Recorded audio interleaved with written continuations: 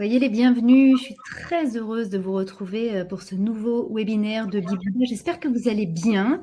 J'espère que vous vous êtes pris un petit moment pour vous parce que le webinaire qui va suivre va être dense, avec du contenu très intense, vous allez voir, et passionnant, comme à chaque fois d'ailleurs. Ici, Laura Massis, coach, intervieweuse et votre hôte pour cette soirée. Et à mes côtés ce soir, le docteur Marc-François Paya. Salut Marc-François. Bonjour. Comment vas-tu? Très bien, merci et heureux d'être avec vous. On est très heureux d'être avec toi ce soir. Je rappelle, pour les personnes qui ne te connaissent pas, que tu es médecin, spécialiste de la douleur. Tu es directeur scientifique aussi de l'entreprise Como System. C'est en fait une entreprise qui a eu un rôle vraiment pionnier dans la protection contre les champs électromagnétiques. Et je ne vais pas citer tous les titres que tu as parce que tu as un bac plus 25, je crois, à peu près.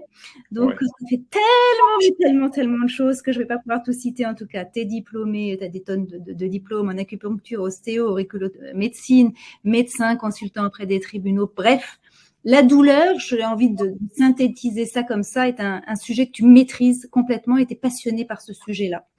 Alors, ce soir, avec toi, eh bien, on va parler des ondes et de leur incidence sur notre vieillissement.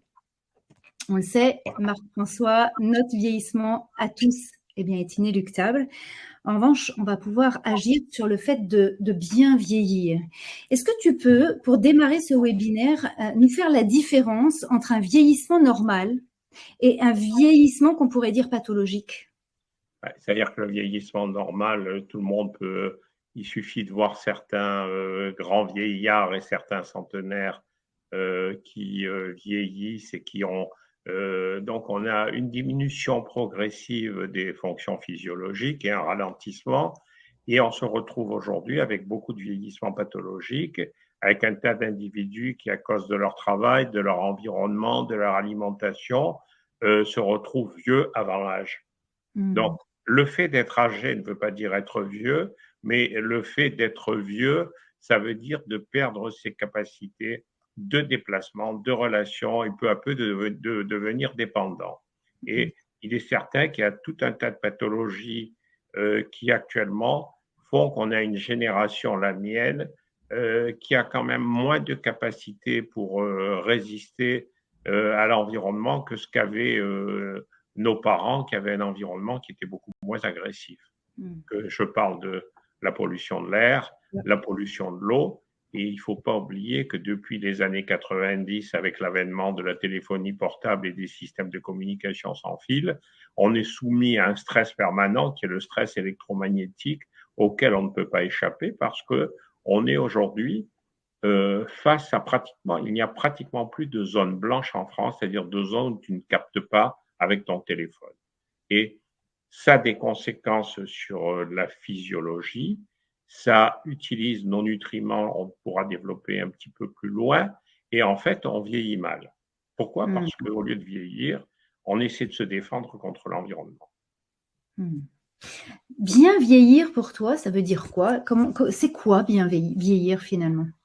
Bien vieillir, c'est voir progressivement ses capacités diminuer. Mais bien vieillir aussi, ça veut dire pouvoir profiter de ses petits-enfants.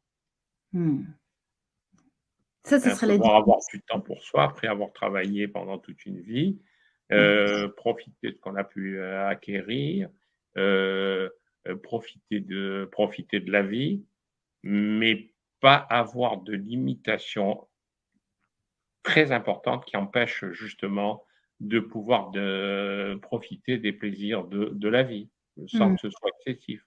Est-ce que vieillir, ça veut dire être diminué ? Théoriquement, non. Mais Voilà. pour le pathologique, oui. C'est justement cette diminution dans les fonctions, en particulier de relations qu'on peut avoir, qui sont très agressives sur le plan psychologique. Oui. On va parler tout au long, bien sûr, de ce webinaire du vieillissement. On va évidemment aborder tout à l'heure les ondes et vraiment, tu as une approche scientifique extrêmement intéressante là-dessus.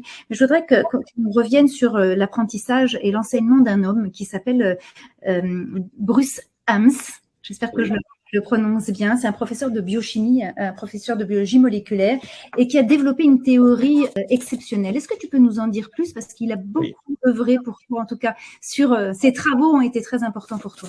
C'était considéré comme une des personnalités les plus importantes sur le plan scientifique du XXe siècle, et tout le monde le connaît sans le connaître, puisqu'en fait, c'est le monsieur qui, entre autres choses, a inventé tout type de bandelettes dans lesquelles vous mettez une goutte de sang pour mesurer la glycémie, vous trempez dans vos urines pour savoir s'il y a du sucre, quel est le pH, etc. Quand vous la regardez, c'est la plupart du temps, au départ, c'était écrit laboratoire EMS. Donc, ce monsieur a monté une fondation qui étudie justement la fonction du bien vieillir. Et si il a développé une théorie qui était en 5 points, il y en a 4 qui ont été démontrés, ce qui veut dire que ça va devenir une loi sur le plan scientifique. Et c'est assez, pour résumer ça, l'organisme utilise pour se défendre contre l'agression de l'environnement des nutriments qu'il utiliserait pour bien vieillir. Voilà. Donc, ça veut dire que, premièrement, il faut une complémentation, puisque nous savons tous aujourd'hui que la plupart des fruits et des légumes, même bio, ont beaucoup moins de nutriments que ce que nous avions il y a 50 ou 60 ans. Et je ne parle pas d'aliments transformés ou autres. Je parle des légumes et des fruits de base qu'on a toujours connus. Il y a un article récemment qui expliquait très bien qu'une tomate bio aujourd'hui, c'est 10% des nutriments de ce qu'avait une tomate il y a 60 ans. Et qu'une tomate industrielle hors sol, c'est rien du tout, quoi. C'est un emballage. Point. Les lycopènes, etc., tout ce qui peut faire l'intérêt de cet aliment, il n'y en a pratiquement pas. Donc ça, c'est la première chose. La deuxième chose, c'est que à Como System, nous avons été les premiers au début des années 90 à tenter de faire des mesures biologiques pour montrer l'efficacité de nos systèmes et tout ce que pouvaient créer les systèmes auxquels nous étions soumis au point de vue irradiation. Alors, donc, il y avait des travaux qui existaient, qui avaient été faits par les Américains dans les années 70, qui sont maintenant disponibles parce qu'ils étaient classés secret défense. Il y a en particulier 2 rapports, un de la CIA, un de la NASA, auxquels on a librement accès aujourd'hui. On sait ce qui était connu à l'époque, mais on a tous entendu parler du syndrome des micro-ondes, qui est apparemment en train de se reproduire à Cuba avec l'ambassade américaine, mais à l'époque, l'Union soviétique irradiait l'ambassade américaine et on avait une série de troubles, en particulier de leucémie, d'hémorragie, etc. Donc, tous les effets secondaires sont connus.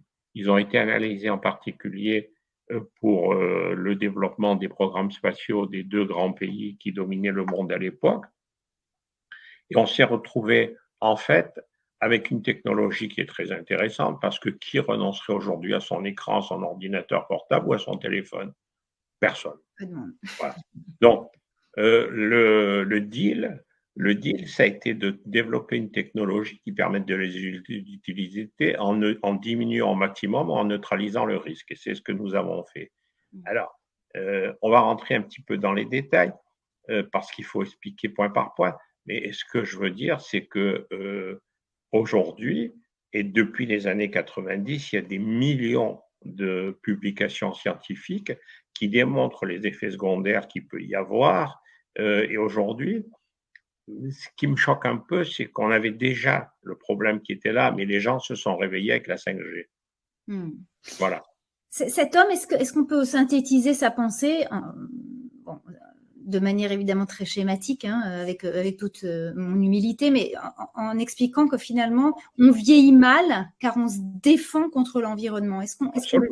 Absolument. Alors, lui, étant biochimiste, ce qu'il a cherché, c'est à créer des produits de complémentation pour retarder le vieillissement. Mais moi, dans mes raisonnements, je suis allé beaucoup plus loin. C'est qu'il faut agir sur l'environnement. Alors, il faut agir sur l'environnement quand on est conscient de ce type de problème. Agir sur l'environnement, c'est déjà, premièrement, faire attention à l'eau qu'on boit. Deuxièmement, faire attention à l'air qu'on respire. Il y a 35 ans, il y a 40 ans, j'avais travaillé sur les problèmes d'ionisation négative et sur la qualité de l'air. Et en fait, pour donner un petit exemple, on se posait la question de pourquoi les personnes âgées traînaient dans les supermarchés. Parce que, oui, il y en a toujours des gens avec le caddie en train de traîner dans le supermarché. Parce qu'en fait, un organisme qui est déficient manque d'ions négatifs. Or, l'air filtré que l'on a dans les bâtiments et l'air filtré que l'on a dans les supermarchés et les centres commerciaux, au contraire, est plein d'ions positifs et pas d'ions négatifs. Donc, il n'est pas bon pour la santé, mais on va chercher ce qui manque, mais on ne choisit pas la bonne chose. Alors qu'il vaudrait mieux aller en forêt, dans une forêt de pins. Tous les Voilà. jours. Donc, Ça, il faut faire attention à l'eau, il faut faire attention à la qualité de l'air, et il faut faire attention à ce qui est le plus omniprésent aujourd'hui, c'est les rayonnements dans lesquels nous vivons qui n'existaient pas il y a 30 ans. Alors, c'est vrai que je voudrais qu'on s'arrête là-dessus, bien sûr, sur les ondes. On vit dans un brouillard électromagnétique. Est-ce qu'on peut dire qu'on est irradié en permanence ou le mot est trop fort? Non, on est irradié en permanence.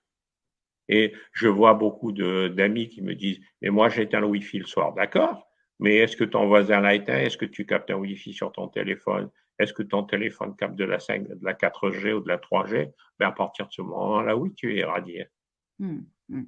Est-ce que tu peux nous décrire, Marc-François, les deux types d'ondes auxquelles nous sommes finalement exposés en permanence? Oui, bon, de toute façon, quand on avait un téléphone filaire classique, le bon téléphone à cadran ou à bouton qu'on a connu après, en fait, on avait un fil de cuivre qui amenait la conversation vers un standard qui répartissait ensuite la conversation vers le numéro. Donc aujourd'hui, on utilise des micro-ondes qu'on appelle radiofréquences aussi, qui remplacent le cuivre de fil. Et là-dessus, donc pour la 3G, on faisait passer 80 conversations, et pour la 5G, on en fait passer environ 1000. Donc, ces fréquences qui transportent la conversation, c'est ce qu'on appelle des fréquences de modulation, c'est-à-dire un petit peu celles qui permettaient de choisir le numéro, devait arriver l'information qui passait dans le fil en cuivre. Alors, ça a des effets complètement différents. Beaucoup de scientifiques se sont élevés contre le fait que l'on considérait, les opérateurs et les fabricants ne considéraient que l'effet thermique des micro-ondes, alors qu'en fait, on a des effets non thermiques qui sont bien répertoriés et qui aujourd'hui sont responsables d'une série de troubles physiologiques dont les conséquences sont des pathologies qui apparaissent. Donc, radiofréquence et basse fréquence. Voilà. Donc, les radiofréquences, on peut essayer de les arrêter.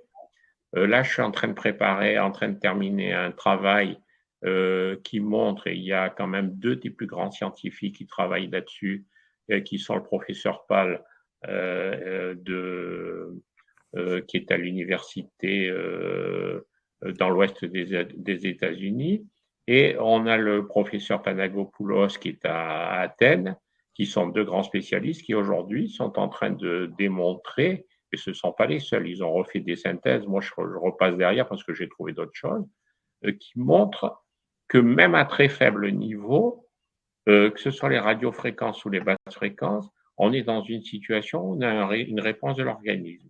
Et je pense que quand on donne un petit peu le niveau d'irradiation mesuré, donc avec un magnétomètre au niveau du cerveau, donc les systèmes que nous utilisons, que nous avons développés, émettent à la puissance du cerveau, et un téléphone peut émettre à une puissance qui est 100 millions de fois supérieure. Et un cerveau, sur le plan magnétique, a une émission qui est 100 fois moindre que celle du cœur, qui est l'organe qui émet le plus. Donc, on est quand même en comparant avec le cœur, 1 million de fois de plus au point de vue irradiation. C'est-à-dire qu'aujourd'hui, les normes que l'on a en Europe occidentale, type France 10 millivolts par mètre, ou les normes que l'on a en Russie qui sont à 0,1 millivolts par mètre, c'est-à-dire 100 fois moins, on est toujours à un niveau d'irradiation qui est supérieur à ce que peut capter un individu. Et on se retrouve aujourd'hui avec des gens qui ont été sensibilisés pour la plupart par des produits chimiques environnementaux qui développent une hypersensibilité électromagnétique. Donc, aujourd'hui en Suède, aujourd'hui en Grande-Bretagne, c'est considéré comme une maladie professionnelle. En France, il y a le professeur Bellepomme qui est en train de se battre pour que ce soit reconnu comme des symptômes neurologiques. Et j'avais fait la démonstration au 9e congrès de médecine environnementale, congrès international, donc où il y avait toutes les huiles de l'Académie américaine de médecine environnementale. J'avais donné l'explication de comment la pollution de l'organisme pouvait déclencher cette sensibilité. Et donc, c'est un fait aujourd'hui qui est tout à fait mesurable. Marc-François, on va parler de l'influence des ondes, bien sûr, hein, sur notre vieillissement, sur notre organisme. Mais d'abord, tu viens de parler de ce mot d'être électrosensible. Alors, je sais que toi, parce qu'on on en a discuté en préparant ce webinaire, tu es électrosensible. J'étais, mais j'ai bloqué l'évolution grâce au système. Et donc, on va parler tout à l'heure. C'était tellement désagréable, c'était tellement désagréable que j'ai consacré une partie de ma vie à essayer de comprendre et à essayer d'aider les autres. Voilà. Tu peux nous expliquer comment est-ce qu'on sait d'une part qu'on est électrosensible et comment ça se manifeste à l'intérieur de nous? Ça se manifeste, beaucoup de gens ont une espèce de tension intérieure, ça commence par des troubles du sommeil. Les Suédois, eux, ont considéré que, et je pense que c'est lié au fait qu'ils ont peu de soleil, un déficit de vitamine D. Un des premiers symptômes qu'ils reconnaissent, c'est un eczéma et des rougeurs de la face. Donc, ensuite, on a des hypertensions qui apparaissent actuellement, il y en a beaucoup. Il y en a beaucoup depuis qu'il y a la 5G à cause des blocages des canaux calcium. Donc, on a des gens qui réagissent à l'environnement de façon exagérée. Alors, on a tendance à les considérer un petit peu, je les ai vus qualifiés d'hystériques, je les ai vus qualifiés de tous les noms de la Terre, mais en fait, ce sont des malades. Et déjà, il faut quand même remettre les choses à leur place. À Madrid, j'ai connu personnellement la docteure Jane Monroe, qui est une allergologue qui était à Londres et qui avait ouvert un service spécial justement pour les électro-hypersensibles dans les années 90. Et donc, elle est membre d'ailleurs de l'Académie américaine de médecine environnementale. Et en fait, ils avaient trouvé l'astuce pour pouvoir mettre des fréquences neutralisantes sur des ampoules pour les donner comme médicaments aux malades. Et on est dans une situation où en fait, ça n'est pas la puissance de ce que l'on reçoit, c'est la fréquence. Si vous êtes allergique à un pollen de cyprès, vous n'êtes pas allergique à un pollen de graminée. Et là, c'est la même chose. Vous avez votre fréquence qui est déclenchante. Et si elle est dans le spectre que vous recevez, vous allez déclencher des réactions. Je voudrais qu'on revienne sur l'influence des ondes, donc sur nous, sur ce qui se passe à l'intérieur de nous, évidemment avec le prisme du vieillissement, puisque c'est la thématique que nous avons choisie sur Bibouda. Est-ce que tu peux nous raconter ce qui se passe à l'intérieur de nous, justement, avec le mécanisme essentiel qui a été décrit par le professeur Pal, Martin Pal, c'est le blocage des canaux calcium. Il y en a d'autres, mais c'est un des mécanismes principaux. À partir du moment où vous bloquez les ions calcium à l'intérieur de la cellule, on est dans une situation, vous avez tout un tas de troubles qui vont apparaître, en particulier hypertension, troubles de concentration, parce que quand il y a trop de sodium dans un neurone, le neurone ne fonctionne plus. Le neurone ne fonctionne plus. Il y a tout un tas de troubles qui vont être déterminés par ça. Donc, aujourd'hui, dans l'optique du vieillissement, on a une altération générale des fonctions physiologiques. Le deuxième niveau, et on pourra avoir une diapositive d'explication tout à l'heure aussi, c'est l'augmentation de l'oxyde nitrique. Et l'oxyde nitrique, qui en soi est un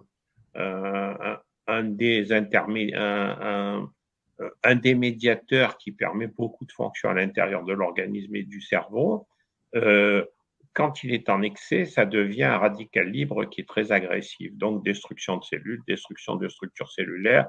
Donc, qui dit ça dit automatiquement vieillissement. Et ensuite, on a une altération du cortisol, c'est-à-dire on a une chute de cortisol qui est l'hormone de défense face au stress. Donc, on a une moindre réponse au stress. Et quand vous avez une moindre réponse au stress, je crois qu'il faut revenir à nos classiques. Il faut relire Laborie et son livre extraordinaire qui s'appelle L'éloge de la fuite. Soit tu restes et tu payes le prix, soit tu fuis et tentes de te sauver. Or, aujourd'hui, se sauver dans un environnement électromagnétique comme celui que l'on a, c'est particulièrement difficile. Donc, c'est pour ça qu'on a cherché à trouver une solution pour aider tout le monde. Alors, Marc-François, un mot peut-être sur la mélatonine? La mélatonine est considérée comme l'hormone du sommeil. Quand on va un peu plus loin, il y a beaucoup de monde qui la connaît comme étant l'hormone mère, c'est-à-dire l'hormone qui règle tous les cycles des sécrétions hormonales. Et automatiquement, dès qu'on décale les sécrétions hormonales, on est dans une situation où les choses ne vont plus.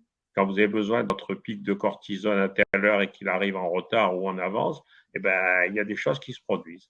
La mélatonine, à côté de ça, est antitumorale.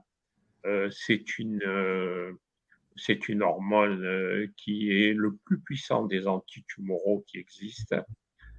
C'est aujourd'hui une hormone qui est considérée comme anti-inflammatoire aussi. Donc, pas de mélatonine ou moins de mélatonine, ça veut dire apparition d'une inflammation. Ensuite, on est dans une situation où vous êtes c'est un antiradicalaire libre, donc moins de fabrication de radicaux libres, donc moins de mélatonine, fabrication de radicaux libres qui vont agresser les membranes, qui vont agresser les mitochondries, c'est-à-dire automatiquement perte de fonction qui se traduisent derrière. Et la mélatonine aussi a une action sur l'immunité. La dernière découverte qui est très récente, parce que les publications ne sont pas vieilles, mais il y en a très peu, c'est que la mélatonine est un régulateur de la sensibilité aux opioïdes. Donc, je m'explique. Oui. Sur la douleur. On sait aujourd'hui que les champs électromagnétiques diminuent le seuil de la douleur, c'est-à-dire que là où vous ne devriez pas avoir mal, la douleur apparaît avant. Et deuxièmement, pour le traitement, on sait que la mélatonine modifie la réception aux médicaments. Moins de mélatonine, plus de médicaments pour avoir une réponse. Il ne faut pas s'étonner qu'on ait une augmentation de consommation de médicaments contre la douleur et en particulier de ceux qui entraînent le plus d'effets secondaires, c'est-à-dire les prémorphiniques et les morphiniques, parce que le malade en a besoin de beaucoup plus parce qu'il n'a pas assez de mélatonine. Alors, le professeur Helms, lui, dans sa théorie, c'est qu'il faut apporter ce qui manque, mais il faut aller à l'échelon suivant. Est-ce que vous devez apporter de la mélatonine? C'est conseillé, mais est-ce qu'apporter de la mélatonine est suffisant? Non, ce n'est pas suffisant. Pourquoi? Parce que vous allez la consommer pour lutter contre les ondes. Donc, on est dans le cadre du tonneau qui est percé. Et si vous ne mettez pas une protection contre les ondes, tous les effets secondaires qui sont liés au manque de mélatonine vont être augmentés sans que vous puissiez les compenser. Je voudrais qu'on revienne, si tu le veux bien, sur les différentes rubriques que tu viens d'énoncer, et notamment sur le calcium avec la normalisation de la concentration du calcium intracellulaire. Est-ce que tu peux nous préciser vraiment les travaux qui ont été faits sur cette rubrique-là? Oui, bien sûr. Donc, au niveau neurophysiologique, le calcium, c'est avant tout la fatigue, une confusion, difficulté à penser clairement, à se concentrer, une inertie mentale, une léthargie et surtout, au niveau physique, on note une perte d'appétit ou de l'anorexie ou des nausées, une constipation, une faiblesse musculaire, des troubles du rythme cardiaque, des fourmillements des lèvres, de la langue, des doigts, des mains, des pieds, des spasmes musculaires et ce que j'ai expliqué tout à l'heure, des hypertensions qui ne répondent pas aux protocoles classiques qui sont habituellement ceux des cardiologues actuellement et pour lesquels on sait que justement les effets que j'ai énoncés sont bloqués par les deux anticalciques principaux qui sont l'amlodipine et la nifedipine. Et donc, il faut, chez ces malades qui ne répondent pas à un traitement classique pour l'hypertension et qui ne répondent pas à un médicament, 2 médicaments, 3 médicaments, j'ai vu des patients avec 4 médicaments qui ne répondent pas, la question qu'il faut se poser, c'est justement, est-ce que ce ne sont pas les canaux calciques qui sont bloqués par les ondes et qu'il faut tout éliminer et revenir à un produit qui va libérer ces canaux, puisque nous les avons à notre disposition dans la pharmacopée. Voilà.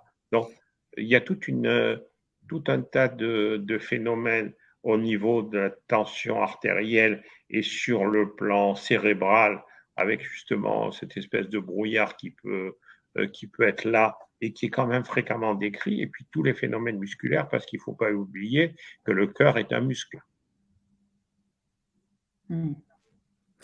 Ça, c'est sur le calcium. Ouais. Tu nous as parlé aussi de l'oxyde nitrique. Est-ce que tu peux revenir là-dessus en nous apportant des précisions très concrètes sur notre quotidien, notre santé au quotidien, pour essayer justement de voir Bien si sûr. les ondes ont des Alors, effets. l'oxyde nitrique, c'est un médiateur chimique qui est très important et qui a un rôle de protecteur à faible dose, mais quand il augmente, comme l'expérience que nous avons réalisée à l'Institut de physique de Moscou, c'est un radical libre qui oxyde les structures cellulaires. Et tout ce qui dit oxydation, ça veut dire vieillissement, puisqu'aujourd'hui, beaucoup de gens ont compris qu'il faut prendre des antioxydants. Mais est-ce qu'il est suffisant de prendre des antioxydants si tu ne penses pas supprimer la cause? Voilà. Donc, qu'est-ce qu'on a? Automatiquement, on va avoir une diminution des risques carcinogéniques avec la régulation de l'oxyde nitrique, un ralentissement du vieillissement, une diminution des risques de maladies neurodégénératives, une diminution des vertiges, une diminution des acouphènes et une diminution des problèmes de mémoire qui sont impliqués, qui sont répétés sans arrêt au niveau de l'utilisation des ondes et des systèmes non filaires. Donc, on a déjà, mais on pourra aller beaucoup plus loin, on pourrait faire un séminaire que sur ça, quoi. Non, l'idée, c'est de nous donner des bribes d'informations pour qu'on puisse, nous, dans notre quotidien, se protéger et surtout avoir une prise de conscience, en fait, soyons clairs. La prise de conscience, c'est supprimer un radical libre qui va être augmenté de façon excessive, alors que théoriquement, à faible dose, c'est un protecteur. Et que si il devient radical libre à cause de la quantité, ce gaz devient automatiquement un destructeur de structure. Et à partir du moment où tu détruis des structures cellulaires et intracellulaires, tu as un vieillissement. Voilà. Tu as parlé tout à l'heure de la chute du cortisol. Je voudrais aussi qu'on revienne là-dessus de manière un petit peu plus précise et en détail pour qu'on comprenne là aussi comment on peut agir là-dessus. Bien sûr. Donc la chute du cortisol, elle est bien documentée puisqu'elle est, on tombe à environ, on perd plus de la moitié de son cortisol. C'est l'un des stéroïdes naturels qui est fabriqué en particulier par les glandes surrénales, des petites glandes triangulaires qui sont situées au-dessus des reins. Et il a 3 fonctions principales. Il aide à contrôler le sucre, il aide le corps à gérer le stress, il aide à contrôler la pression artérielle et la circulation sanguine. Donc, si le cortisol chute à cause de l'exposition aux ondes, ben, c'est pas difficile. On a une perte de contrôle du stress et de l'inflammation. On a une diminution de l'humeur et du tonus psychologique et physique et des troubles de concentration. Et on a une augmentation des risques d'allergie et d'infection.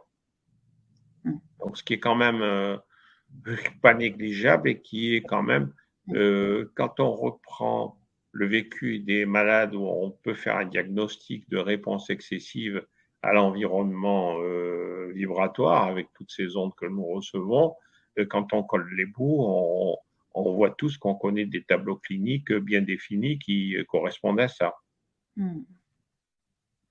Et enfin, on en a parlé tout à l'heure, mais c'est vrai que la mélatonine, essayez de voir aussi comment est-ce qu'on peut agir dessus, puisque manifestement, les ondes ont quand même…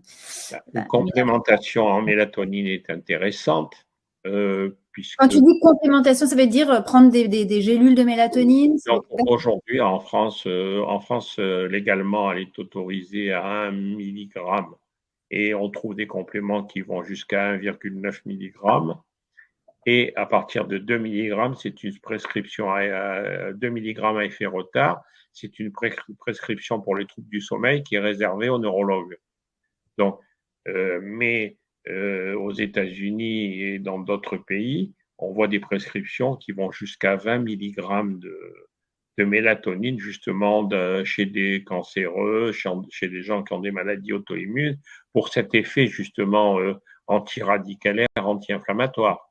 Mais c'est quelque chose de passionnant, la mélatonine. Ça a plus de 200 fonctions.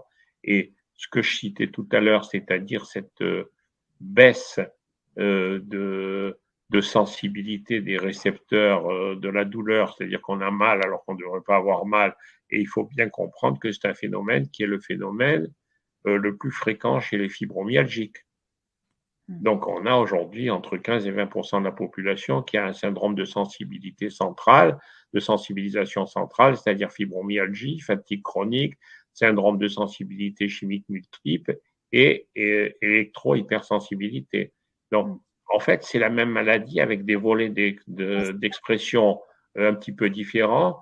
Et par exemple, ce que je disais toujours quand j'étais au tribunal pour défendre une fibromyalgie ou un syndrome de fatigue chronique qui n'était plus capable d'assumer son travail, et on disait, vous êtes une hystérique, vous ne voulez pas travailler parce qu'on a quand même 9 femmes pour un homme, on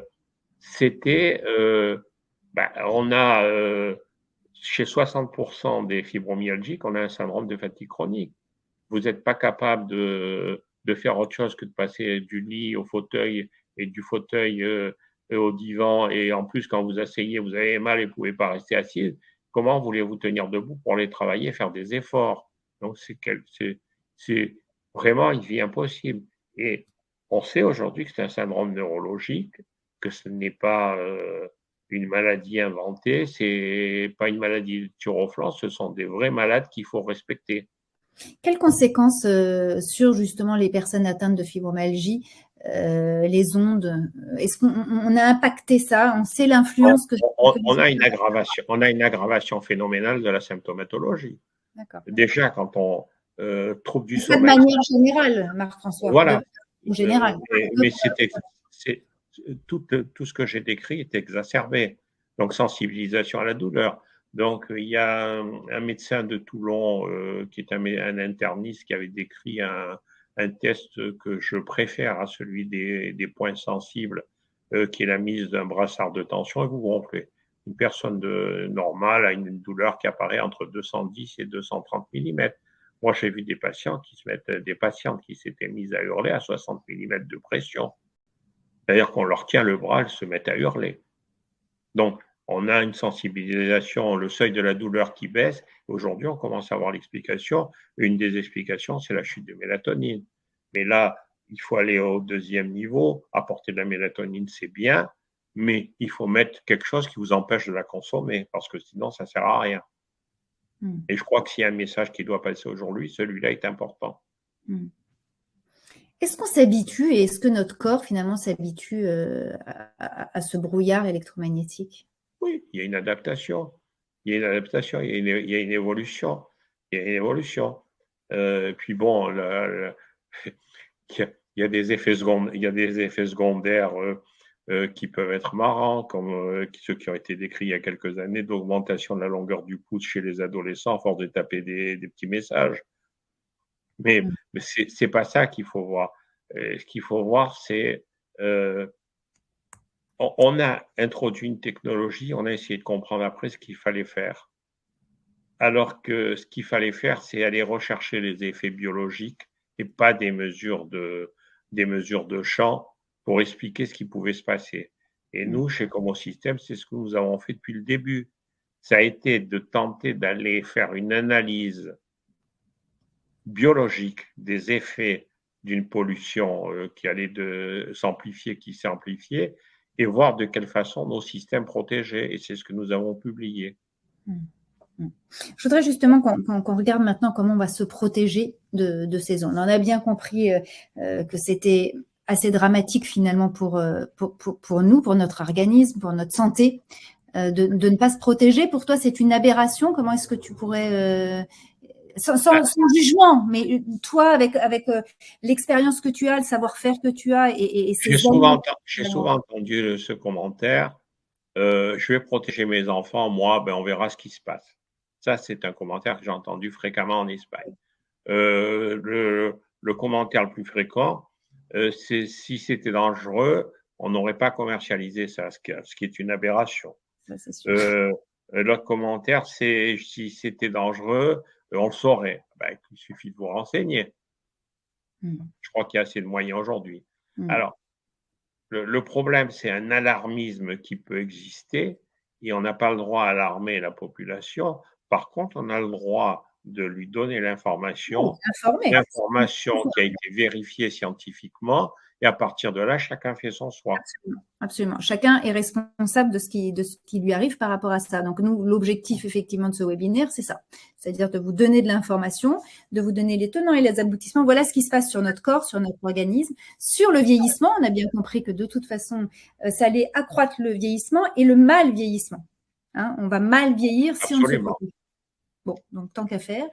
Vu que de toute façon, c'est inéluctable, on va tous vers ce vieillissement. Oui, mais on en parlera entre nous, mais il y a des moyens de retarder le vieillissement.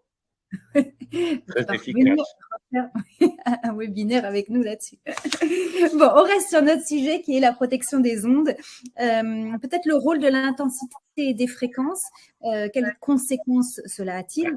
On en a parlé. J'ai effleuré le sujet, mais aujourd'hui, dire que parce que l'on baisse l'intensité d'un système en mettant des écrans, en fait, on ne baisse que l'intensité des radiofréquences.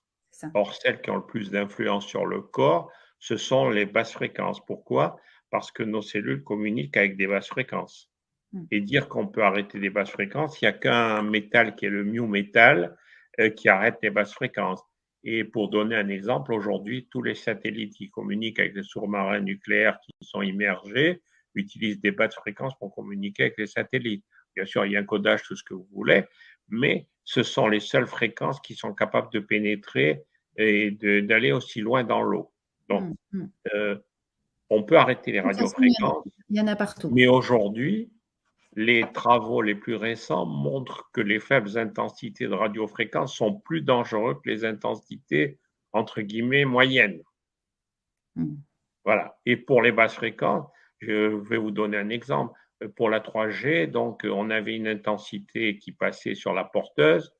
La fréquence de modulation était de base, était le 217 Hz, qui était décomposé en 8 fréquences et qui permettait justement de transmettre jusqu'à 8 conversations sur la même porteuse. Il y avait 8 conversations qui passaient sur le fil électrique. Est-ce que vous savez ce que c'est que le 217 Hz? Allez-y. Ben, c'est la fréquence de communication des abeilles avec leurs ruches. Alors après, quand j'entends les apiculteurs parler d'insecticides, etc., oui, c'est vrai, mais il y a autre chose. Et j'avais fait une conférence justement sur les ondes aux journées internationales de l'eau à Toulouse, et j'ai vu une agitation dans la salle, et je ne savais pas que la veille, il y avait eu une journée justement sur les abeilles et l'apiculture, etc. Et j'ai vu deux vétérinaires qui sont venus et me disent, mais vous savez ce que vous avez balancé? Je dis, qu'est-ce que j'ai dit? Il me dit, le 217 Hz, c'est la fréquence de communication des abeilles avec la ruche. Alors, on comprend maintenant pourquoi elles se perdent. Hyper intéressant, ça. Ouais. Alors, qu'est-ce qu'il faudrait faire dans ce cas-là? Ben, il ne faudrait pas mettre un CMO à chaque abeille, elle ne pourrait pas le transporter. Par contre, un apiculteur qui serait un petit peu malin mettrait un cône avec ses ruches pour qu'il n'y ait pas de perturbation du message. On va parler bien sûr de la protection dont tu vas nous expliquer un petit peu ça, tout ça, les systèmes de compensation d'oscillation magnétique. On a compris, tu l'as dit tout à l'heure, mais je voudrais quand même qu'on revienne là-dessus, c'est qu'il n'y a pratiquement plus de zone blanche. Donc, et tu viens de le citer tout à l'heure, baisser finalement l'intensité des ondes ne résout pas le problème. C'est pas la solution. C'est impossible. En fait, c'est ce qu'avait démontré le docteur Jeanne Monroe en Grande-Bretagne, qui est allergologue. C'est qu'en fait, les gens étaient sensibles à une fréquence. Mais la sensibilité était telle, par exemple, que dans l'hôpital où ils avaient monté le service de traitement de ces malades, ils ont été obligés de déplacer la salle d'attente à 200 mètres parce qu'il y en a qui faisaient la réaction dans la salle d'attente quand eux étaient en train de tester les malades dans la salle d'examen. Donc, c'est dire la sensibilité. Dire la sensibilité. Donc, en fait, si tu es allergique au pollen, t'es pas de cyprès, tu n'es pas allergique au pollen d'olivier. Pas forcément. Tu peux avoir les deux. Mais au fur et à mesure que tu développes une allergie, tu vas commencer à te sensibiliser à d'autres pollens. Voilà. Donc, on est tout à fait dans cette situation actuellement. Donc, il y a quand même des solutions, parce que c'est quand même ça l'idée. Il y a des solutions de se protéger notre organisme, nous protéger évidemment nos enfants. Et j'aimerais qu'on s'arrête sur les produits qui sont proposés ce soir, qui sont des moyens, des outils de protection. C'est quoi? Des neutralisateurs d'ondes? Est-ce qu'on peut dire ça comme ça? On ne peut pas les appeler des neutralisateurs d'ondes parce qu'on ne coupe pas les ondes. Okay. Il y a tout un système, tout un tas de systèmes qui diminuent l'intensité des ondes. Je crois qu'il faut aller raisonner dans l'absolu. Quand vous mettez un téléphone à l'intérieur d'un micro-ondes qui est, lui, bien équipé pour empêcher les micro-ondes qui sont émis par le générateur pour cuire les aliments, en fait, le micro-ondes chauffe l'eau. Et donc, on se retrouve aujourd'hui donc avec les mêmes fréquences qui sont les porteuses pour la 3G, la 4G et le Wi-Fi. On se retrouve avec une situation, c'est la même fréquence que le micro-ondes. Vous enfermez un téléphone dans le micro-ondes, il va se décharger tout de suite parce qu'il va augmenter sa puissance pour tenter de trouver une antenne proche. Voilà. Donc, aujourd'hui, on sait que les faibles intensités ne protègent pas. Quand on voit que la Russie a mis des normes 100 fois au-dessous de celles de l'Europe occidentale, bon, c'est parce qu'eux avaient beaucoup travaillé sur le problème. Mais là encore, on est avec des gens qui vont répondre à ces ondes. Pour les basses fréquences, même à très, très, très faible niveau, on a une réponse. Donc, on a bien réfléchi. La solution, ça a été comment peut-on empêcher un organisme vivant de réagir en émettant un message à partir d'un système qui est une solution saline informée, donc sans électronique, pour pouvoir stimuler un organisme pour qu'il ne réponde pas aux ondes. Et donc, c'est ce que nous avons fait. Donc, aujourd'hui, la mesure qui a été faite sur nos systèmes a été faite sur un SQUID. Un SQUID, c'est un magnétomètre hypersensible qui est capable de mesurer des puissances et des spectres d'émission. Et on est dans une situation aujourd'hui où la puissance d'émission de nos systèmes est équivalente à celle du cerveau, c'est-à-dire 100 fois moins que le cœur et 100 millions de fois moins qu'un téléphone portable en réception. Donc, à partir de là, on envoie un signal qui est amplifié par l'environnement l'environnement électromagnétique sert à amplifier le signal et le signal va agir au niveau de l'organisme. Alors, la réponse c'est est-ce que ça arrive? Oui, ça arrive, puisqu'on a des réponses biologiques. Ensuite, est-ce que l'organisme sait quoi en faire? Oui, puisqu'on a des fréquences spécifiques pour empêcher la réponse. Et ça, nous l'avons démontré avec des publications pendant de nombreuses années qui ont montré justement sur le plan biologique, parce qu'on nous a reproché de pas, on nous a reproché de pas avoir d'électronique, on nous a reproché d'émettre à très faible niveau, mais on a tout à fait l'explication qui est une explication de physique la plus avancée aujourd'hui, et nos systèmes sont capables d'entraîner une réponse biologique et une réponse de protection.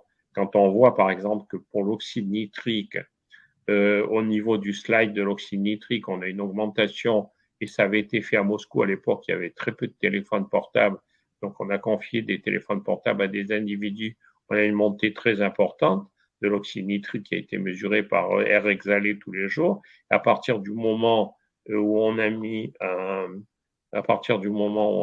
un système de protection, on s'est retrouvé avec quoi? On s'est retrouvé avec une régularisation je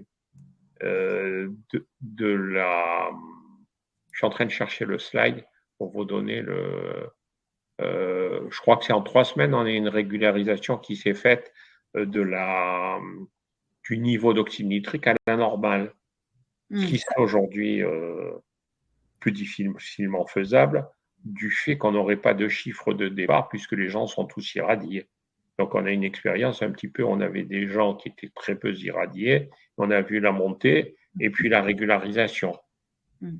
Quand on voit tout ce que fait l'oxyde nitrique, et bien à partir de là, on se dit, ben, on rétablit un médiateur, en particulier cérébral, et justement quelque chose on empêche justement la destruction par ce produit qui devient radical libre à forte dose et qui va agresser les cellules et les composants des cellules.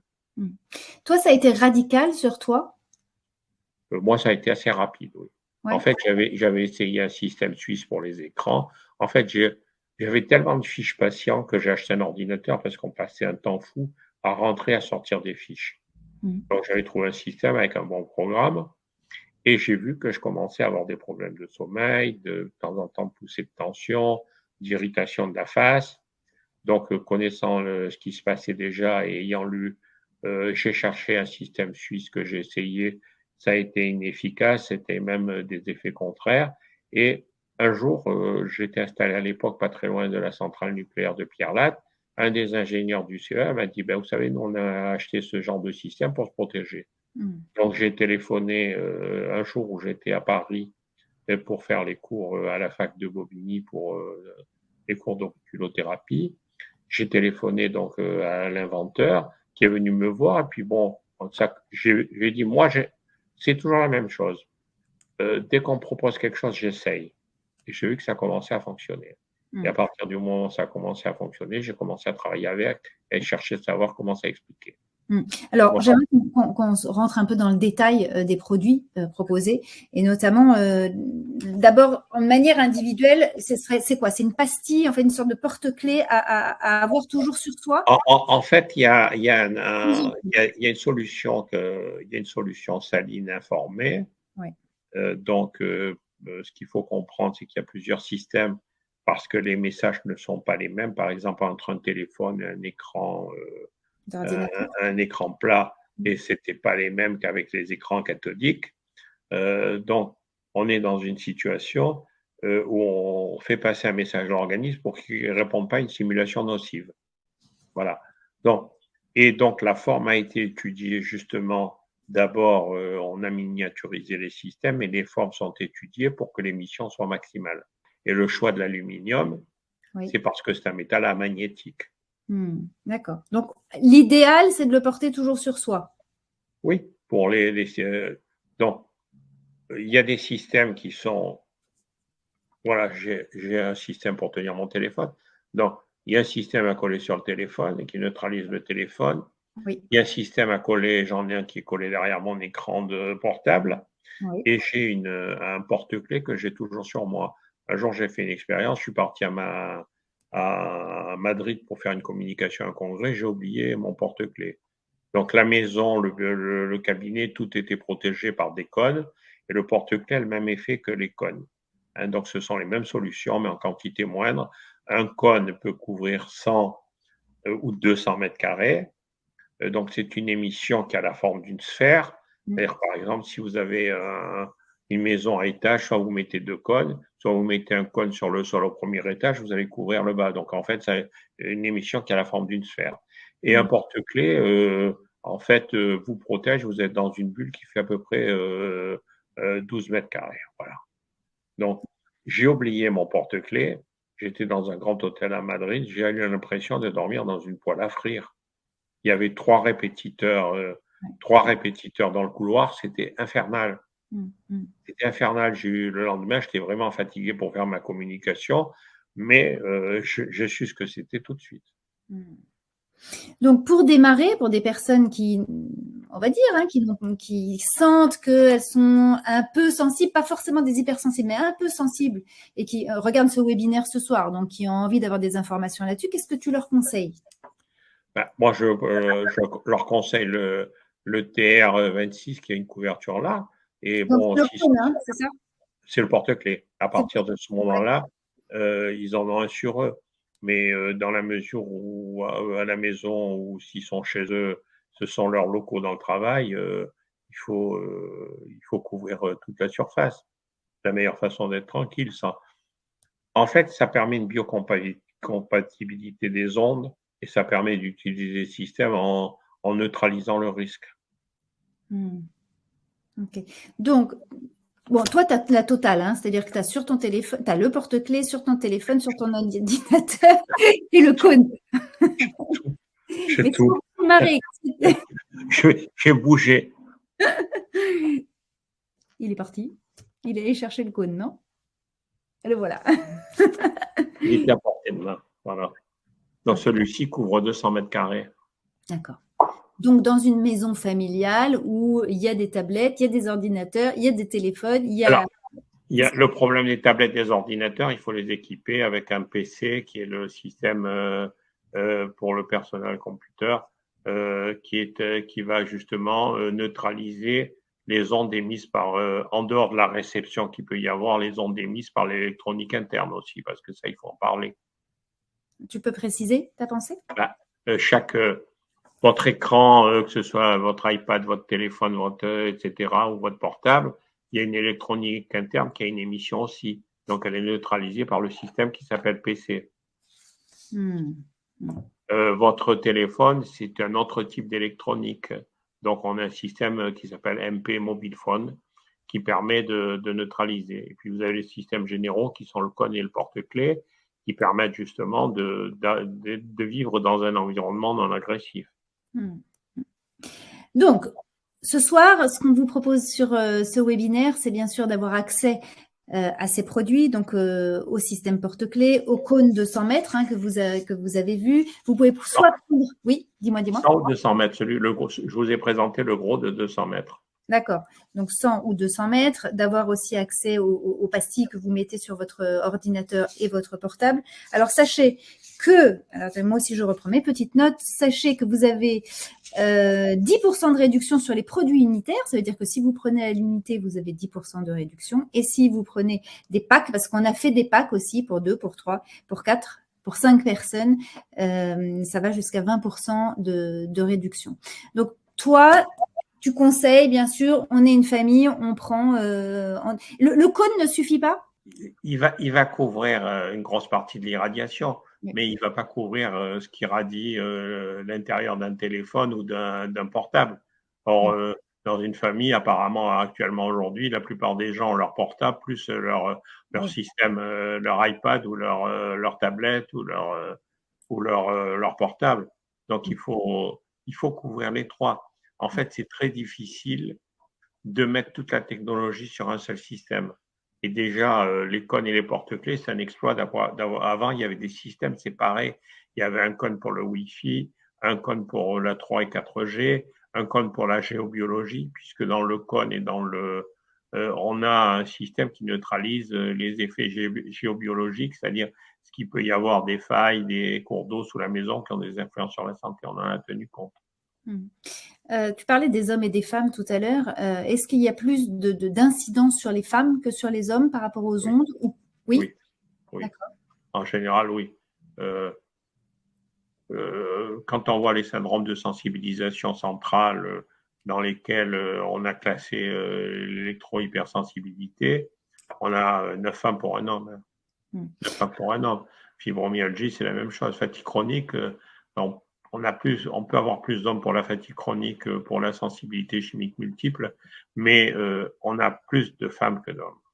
Je pense que les femmes ont une sensibilité particulière, beaucoup plus sensible que les hommes, on l'a toujours dit, mais là, ça se manifeste, hélas, dans le mauvais sens. On parlait du vieillissement, mais je voudrais quand même un petit mot sur les enfants, puisqu'on sait que nos enfants sont aujourd'hui forcément beaucoup plus qu'à notre époque sur les tablettes, sur les téléphones, sur les ordinateurs. Qu'est-ce que tu conseilles aux parents par rapport à ça? Déjà, on a l'exemple des pays du sud-est asiatique et de la Chine qui ont utilisé ces techniques avant nous parce qu'ils étaient producteurs, Taïwan, etc. Et aujourd'hui, la plupart des adolescents ont des myopies importantes. Donc, nous avions fait dans fin des années 90 avec le professeur Mishima des travaux, c'était le patron d'ophtalmologie à l'université de Tokyo, et il avait montré qu'après 2 heures passées sur un écran, on avait des troubles de convergence, c'est-à-dire que les gens n'arrivaient pas à ajuster la vision binoculaire et qu'on avait des microkystes qui apparaissaient sur la cornée, c'est-à-dire les lésions sur la cornée. Et donc aujourd'hui, c'est un des troubles qu'on a avec les enfants, des troubles d'adaptation de la vue. On a une augmentation du nombre de myopes, il suffit de voir la quantité de gamma. On a des troubles du sommeil chez les enfants parce que, il faudrait peut-être que les parents leur retirent le système avant qu'ils aillent se coucher. Mais le fait qu'il continue à avoir un écran et à être irradié, là encore, on est en train de bloquer la sécrétion de mélatonine. Oui, ça, c'est du bon sens. Oui, oui. Et il faut faire passer l'information parce que l'information leur permettra peut-être de comprendre. Un peu de prospective, même si on est en plein dedans quand même, l'arrivée de la 5G, comment tu vois ça? Quel est ton regard dessus et comment L'arrivée de la 5G, on est en phase d'ondes millimétriques qui ne sont pas tout à fait les mêmes ondes que la radiofréquence, avec une partie de la technologie qui est commune. Donc aujourd'hui, la 5G, on a des problèmes d'environnement, premièrement, parce que les antennes émettent à une distance beaucoup plus courte. Donc, il faut des antennes plus rapprochées. Deuxièmement, on a eu un déboisage de nombreuses municipalités qui ont coupé une quantité effarante d'arbres sans donner d'explication, malgré toutes les manifestations d'écologistes qu'on a pu voir, en particulier en Bretagne, où j'étais tenu informé par des amis, où on n'a pas compris que des arbres centenaires soient coupés. Ben, les feuilles et les branches empêchent la 5G de passer. Voilà. Et on sait que la 5G, par exemple, au niveau, par la taille de l'onde qui est millimétrique, on a des premiers travaux qui sont sortis où, en dehors des effets qui sont communs avec les autres types d'irradiation, on a des lésions de la cornée et on a des glandes sudoripares qui sont brûlées. Ça, c'est les premières choses qu'on a connues. Aujourd'hui, on n'est pas encore arrivé à la 5G à 60 GHz, on est autour de 26 GHz. Le jour où on arrivera à l'irradiation avec une 5G de type industriel avec très haut débit pour les entreprises, la fréquence qui est utilisée risque d'agir justement sur la fixation de l'oxygène sur l'hémoglobine. Alors là, on ne sait pas ce qui va se passer. J'ai pas vu de travaux expérimentaux encore qui ont testé ça. Alors, je sais pas. Moi, je suis toujours prudent. Dans ma pratique, chaque fois que j'ai vu sortir un médicament, j'ai attendu 3 ans pour le prescrire, pour la simple raison que sur 4 médicaments qui étaient sortis, il y en a 3 qui étaient retirés au bout de 3 ans. Voilà. Donc, on a une observation, en tout cas, observation de tout ça. Il faut avoir une attitude éthique en disant qu'est-ce que ça fait et est-ce qu'on peut l'utiliser. Je crois que c'est la moindre des choses. Marc-François, mais le message principal que tu souhaiterais que les gens retiennent ce soir, ce serait quoi? Qu'il faut se donner les moyens de bien vieillir, puisque c'est le thème, le vieillissement.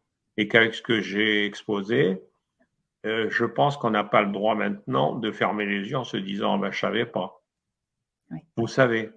Vous savez aujourd'hui qu'il faut vous protéger parce que sinon, vous ne pourrez pas bien vieillir parce que vous allez utiliser ce qui est nécessaire et indispensable pour bien vieillir, pour lutter contre l'environnement. Oui, ça vient bouffer nos ressources. En fait, c'est ça. Exactement. C'est bien résumé. Voilà. En tout cas, ça a été toujours, c'est un plaisir en tout cas de partager avec toi.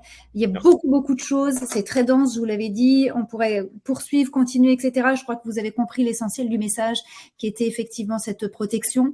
N'hésite pas si tu as des choses, encore des précisions à nous apporter, s'il y a des questions aussi qui sont posées, vous pourrez évidemment les poser, on vous répondra là-dessus. Et sachez que vous aurez bien évidemment le replay de ce webinaire dès demain de votre boîte mail avec toutes les informations sur les différents produits que Marc-François vous a proposés ce soir avec plein d'explications bien évidemment dessus, vous avez tout le détail.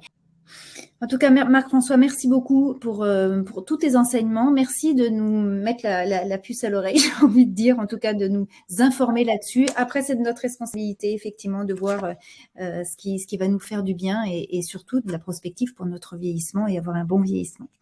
Merci. On est dans la même situation que le diabétique à qui on ne conseille pas manger de sucre et qui va manger un gâteau en sortant du cabinet, quoi. Bon, ben voilà, on va se quitter là-dessus, hein, vous avez compris ce qu'il faut faire. Aujourd'hui, quand il y a un risque, on essaie de le restreindre. Absolument. On ne peut pas le supprimer. En tout cas, c'était l'objectif de ce webinaire, c'est de vous faire prendre conscience de choses. Le mot de la fin, vieillissez bien. Vieillissez bien. Merci à toi en tout cas. Wow. Merci beaucoup. Et puis je te dis à tout bientôt. Merci de nous avoir suivis, à vous tous. Et j'espère que vous avez apprécié la valeur de nos échanges et que vous allez prendre soin de vous et de votre santé. Belle soirée.